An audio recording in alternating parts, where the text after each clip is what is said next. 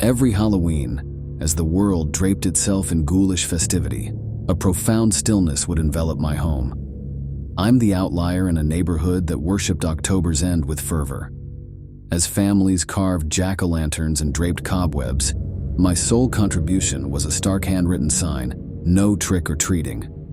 My reasons were deeply personal. I was haunted by the loss of my 5-year-old daughter, Rose. She was hit by a car on Halloween night 9 years ago. The very air inside my house seemed heavier on Halloween, weighed down by the sorrow of her memory.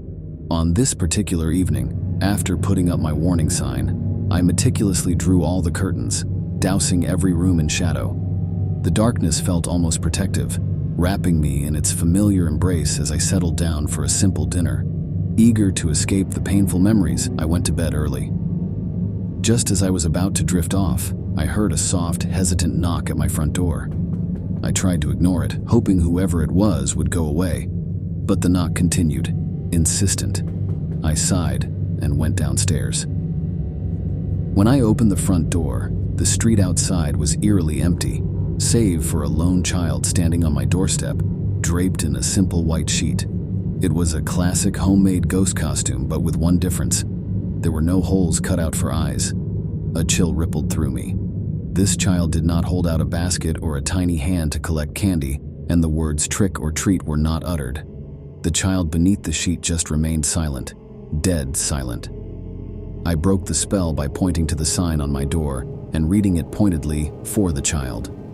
My sheet-covered visitor displayed no reaction. It just stood there.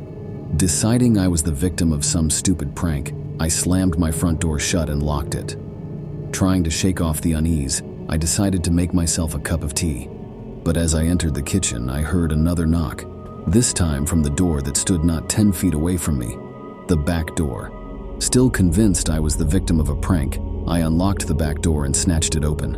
I froze at what I saw. It was the same child, still in that simple yet unsettling ghost costume. But how? How did the child get to the rear of my house so quickly? Despite being unnerved, the answer suddenly occurred to me. It had to be another child wearing an identical sheet. I yelled at the child on my doorstep to stop playing games. Once again, there was no response, no movement, no sound. Resisting the urge to grab the child in anger, I quickly shut the door and locked it. Forgetting the tea, I made my way back to my bedroom, the only place that felt remotely secure. Locking the door behind me, I returned to bed and wrapped myself in blankets. I was desperate for sleep to bring an end to this strange night. A short while later, I was awakened by more knocking, but louder this time. I sat up in bed and waited for the knocks to come again. When they did, my heart stopped. The knocking was coming from right outside my bedroom door. It was as if the temperature in the room plummeted. Every hair stood on end. With trepidation, I got out of bed. As I crossed the bedroom, the knocks came again, soft but deliberate, demanding. I wanted to ask who it was, but the words wouldn't come. That was because, as impossible as it seemed, I knew who it was. Slowly, I pulled open the door. I was met with that small, ghostly figure yet again, a child cloaked head to toe in a perfect white sheet. I heard myself asking the child what it wanted, as if the words came from someone else. The child just stood there, staring with no eyes, waiting for God knew what. I decided to wait no longer. In a rush of emotion, I reached out and snatched away the sheet. What I saw made me gasp so deeply that I felt faint. There she was, my Rose, just as I remembered her, my beautiful baby girl. I murmured her name and she smiled at me. Tears streamed from my eyes.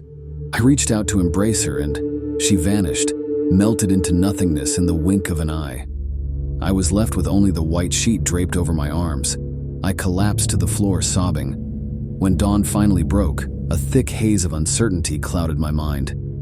The rawness of the encounter, the touch of the cold sheet, her face, everything felt real. Yet as the hours rolled on, I began to question it. Was my grief playing tricks on me? Had my mind somehow conjured up the one thing I desired most?